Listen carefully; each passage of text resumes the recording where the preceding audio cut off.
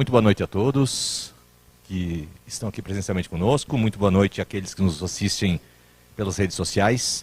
Nós vamos falar um pouquinho hoje, professor Ornella, professor Gilson, sobre o papel da educação, passando por todas as fases, tanto ensino fundamental, médio, superior, mas a educação como um todo.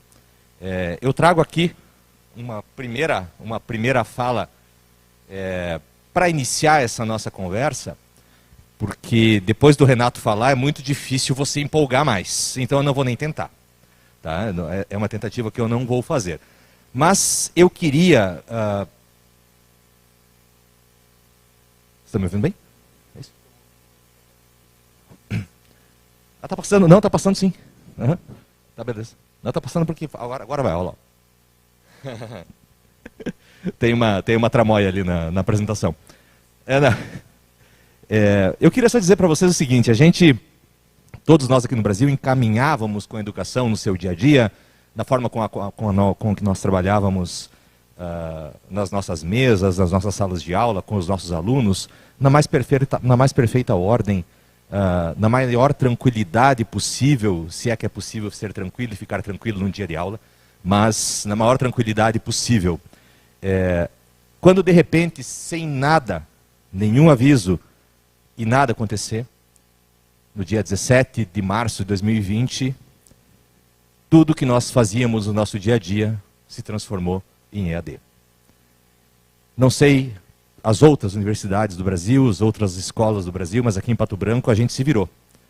Em 3 dias nós adaptamos o nosso ensino para um ensino que seria, mesmo não sabendo nós, aquilo que nós faríamos por 2 anos. Um ano inteiro e praticamente o ano 2021 inteiro também. Só que eu queria chamar vocês para uma coisa que nos parecia ser difícil e que realmente era difícil para nós. Mas que, será que era novo? Será que era novidade? Será que nos adaptarmos ao EAD era algo que realmente poderia ser novo para nós? Era uma coisa que nós nunca tínhamos visto antes? Ou será que não? Ou será que a gente já tinha feito EAD, muitos de nós, aqueles com um pouquinho mais de idade talvez, já tinham feito algum tipo de EAD na vida e não se lembravam? O que é que vocês acham? Não estávamos nós somente recuperando algo lá da nossa memória mais antiga e que, bem ou mal, veio a tornar o nosso cotidiano novamente? Quem ouviu falar aí do Instituto Universal Brasileiro? Acredito que muitos de nós fizemos alguns cursos, talvez não os mais novos, que no futuro vão nos assistir aí. Então, para os mais novos, o Instituto Universal Brasileiro era o nosso Google. Só que ele vinha num gibi em quadrinhos. E vinha o nosso curso pelo correio. E a gente fazia em casa, sem professor. Era um baita de um EAD. Tem muita gente que ganhou a vida e montou seu primeiro negócio com os conhecimentos que adquiriu no Instituto Universal Brasileiro. Lógico, uma forma de ensinar, como tantas outras. E o que mudou então? Nessa virada que nós fizemos durante esse nosso ano e meio ou 2 anos. O que mudou? Apenas a forma da correspondência. Começamos a trabalhar com novas tecnologias, começamos a trabalhar com novos elementos, até então não utilizados por nós, ou como muito bem o Renato lembrou, não reconhecíveis por nós como algo que fosse factível na educação. Como o Renato muito bem disse, em 2019, se nós falássemos de qualquer uma dessas ferramentas, a maioria dos professores de ensino superior, principalmente, execraria a maioria delas, porque a sala de aula e 100% da sala de aula era o que importava. E encontramos então um cenário muito difícil. Por quê? Quem não estava lá presente na época do Instituto Universal Brasileiro, quem não estava acostumado com isso, ou mesmo depois desse lapso de quase 40, 50 anos de tempo entre a existência do Instituto Universal Brasileiro e a volta do ensino EAD como uma presencialidade na nossa vida, realmente teve que aprender a se adaptar. E essa adaptação, ela foi muito difícil, e ela é muito difícil. E eu diria que ela é muito difícil, principalmente pela nossa cultura, gente.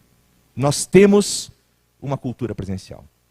Como o Renato muito bem falou, o offline, o contato, o abraço, o afago, o aconchego do professor com o aluno, muitas vezes aquela pessoa que é o seu confidente, muitas vezes aquela pessoa que transcende ali as réguas do ensino apenas, é muito importante. E nós perdemos isso.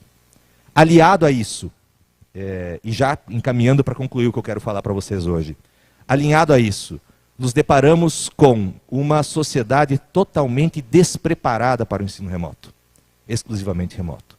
E quando eu digo sociedade, eu não digo apenas os alunos com as suas dificuldades de acesso à internet, com planos de internet muito fracos, eu digo também os professores. A escola em si, logicamente, que obrigatoriamente teve que se adaptar, é uma obrigação da instituição, obviamente tivemos que nos adaptar, todos nós, mas relatos de professores que, por exemplo, convivem em um apartamento de 2 quartos com mulher e 2 filhos. Ou num apartamento de 1 quarto com mulher e filho. Ou num apartamentinho sem quarto nenhum, apenas uma kitnet com mulher e filho. E que tem que dar uma aula das 7 às 10 da noite. Online. Síncrona. Como faz? Como se adapta? De que maneira que aquela aula vai ser boa para o aluno se o próprio professor não está confortável com o que ele está fazendo? Isso foi uma realidade que a gente esbarrou nesse ano e meio. Todos nós tivemos que nos adaptar. Tivemos professores dando aula de dentro do carro, tivemos professores dando aula do salão de festas do seu edifício, do seu apartamento, do seu edifício. Tivemos professores, que foi a pior situação, dando aula da casa da sogra.